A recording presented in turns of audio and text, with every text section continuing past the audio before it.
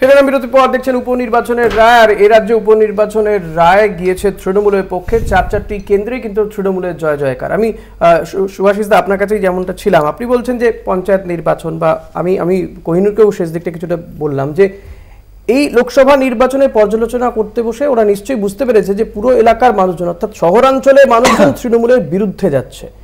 এটা কি কোথাও গিয়ে বিরোধীদের একটা জায়গা তৈরি হচ্ছে না, যে বিরোধীরা কিন্তু সেই জায়গাটা নিতে পারছে না? আমি একটা জিনিস বলি, সেটা মানে আলোচনার টেবিল, সুতরাং আলোচনা করতে হয় ভালো মন্দ সব কিছুই। জনগণকে যদি সেই সময় যেদিন যখন বুদ্ধদেব ভট্টাচার্য হারছেন, জনগণকে যদি জিজ্ঞাসা করা গেছে বুদ্ধদেব বাবু মানুষটা কেমন, একটা লোকও খারাপ বলেনি, একটা লোক না। কিন্তু নিচু তলার কর্মীরা, সিপিআইএমের নিউ এন্ট্রান্স ছিল তারা, সিপিআইএম কিছু মানুষ নেতৃত্ব ধরে নিয়ে এসছে আর কি, তাদের ঔদ্ধত্যের জন্য কিন্তু ভীষণভাবে মানুষ রাগান্বিত হয়েছিল। Same thing is happening right now. সেটা হলো তৃণমূলের যদি ডিরেক্ট মমতা ব্যানার্জির প্রতি বেশ কিছু মহিলা বা বেশ কিছু মানুষের এখনও আস্থা থাকলেও নিচুর তলায় এত জয়ন্তী, এত জেসিবি তৈরি হয়ে গেছে না পশ্চিমবাংলার জুড়ে। ফলে কি হয়েছে, লেট মি স্পিক আউট, তো ঘটনা হলো যেভাবে বেড়ে চলেছে তাতে এরা কি হয়, রাজনীতিতে যদি পুলিশ এবং ক্রিমিনালকে তুমি ইউজ করো তাহলে তারাও কিন্তু কোনো কোনো সময় রাজনীতিকদের ইউজ করবে।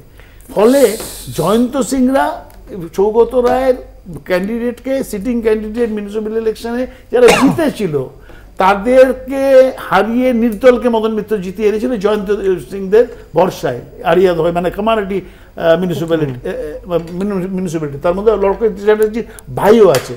এই দুটো তিনটে ক্যান্ডিডেটকে মদনবাবুকে টিকিট না দেওয়ার জন্য সৌগত রায় 3টে নির্দলকে জিতিয়ে আনে এবং জিতে পুরো বাহুবলীতে দিয়েছে, তাই তার মধ্যে জয়ন্ত সিং ছিল।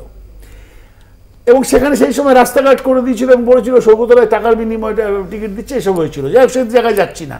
কিন্তু এই ছেলেগুলো যখন জেতালো মদন মিত্রর কথায়, তখন এদের বাড়ি বড় হবে, এরা পুকুর ভরাট করবে, এরা মানুষকে মব লিঞ্চিং করবে, যেটা ভারতবর্ষ জুড়ে বিজেপির রাজ্যগুলোতে হয়, খাওয়া নিয়ে, দাওয়া নিয়ে, শোয়া নিয়ে, বসা নিয়ে, প্রেম করা নিয়ে, লাভ জিহাদ বলে পিটিয়ে মারা হচ্ছে। Same thing is happening here. সেই এক ঘটনা ঘটছে এই জেসিবিতে। কারণ হলো ওরা তোমাকে ভোটে জিতিয়েছে, তার বিনিময়ে তোমাকে এইটুকু ছাড়তে হচ্ছে। ফলে কি মানুষের কিন্তু রাগ বাড়ছে। যে বললে না যে পৌর এলাকায় জনপ্রিয়তা কমছে, এটা তো ওরা বুঝেছে। মমতা ব্যানার্জির থেকে তো সোশ্যাল ইঞ্জিনিয়ারিংটা কেউ বোঝে না, পালস মানুষের কম বোঝে লোক, অনেক রাজনীতিবিদ আছে যারা বোঝেই না। উনি বুঝেছেন বলে তো কাটতে অ্যালাউ করছেন, এবং কাটতে না দিলে হবে না। এখন যে কাউন্সিলরটা, আমার মনে হয় কোহিনুরকে সেটা বলাতে, কোহিনুর সেটাই বলছে যে ওরা আইডেন্টিফাই করতে পেরেছে যে ওদের ভুলটা কোথায় হচ্ছে। আমি এখানে এই জায়গাতে এই যে প্রথমত হচ্ছে জয়ন্ত সিং আনন্দবাজার বিড়ম্বনার কারণ হয়ে গেছে। তো এই আনন্দবাজার মার্কা কথাবার্তা যে বুদ্ধবাবু দারুণ লোক ছিলেন, হেভি লোক, অন্য কোনো সব মাধ্যমে ঠিক আছে কথাবার্তায় ব্র্যান্ড ট্যান্ড ছিল না দেও না। বুদ্ধদেব ভট্টাচার্যের বিরুদ্ধে, নন্দীগ্রামের খুনের বিরুদ্ধে সাধারণ মানুষ রাস্তায় মিছিলে হেঁটেছিলেন। সাধারণ মানুষ, তারা তৃণমূল করে না, তারা তৃণমূলেরও বিরোধিতা করে। তারা সিপিআইএম এর বিরুদ্ধে। আপনার দলের বহু নেতাকেই মমতা বন্দ্যোপাধ্যায় তো অন্য কথা ভালো ছিল, 21 সালে নির্বাচন লোকটা ভালো। এই মমতা বন্দ্যোপাধ্যায় 21 সালে নির্বাচন অন্য কথা বললো শুভেন্দু অধিকারী, শিশির অধিকারী মিলে চক্রান্ত করেছে।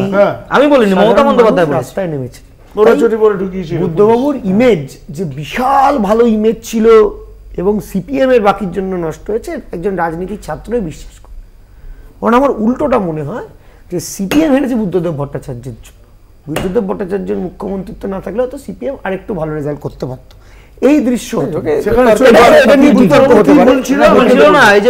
যেখানে রাস্তা অবরোধ করে বসেছিল সেখানে কিছু বলেনি, এটা ঠিকই তো, কিন্তু একদম কিন্তু এই জায়গা ঠিকই যে মুখ্যমন্ত্রী বলেন মহাকর্ণে দাঁড়িয়ে they have paid back their own coins, ওরা মেরেছে, ওরা আমরা বলে একটা ভাগ করে দেয়, বিভাজন করে দেয়।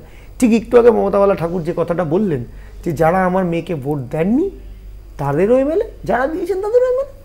কিন্তু মাননীয় মুখ্যমন্ত্রী বুদ্ধদেব ভট্টাচার্য বলেছিলেন আমি যেটা প্রশ্নটা করলাম তার উত্তর পেলাম না।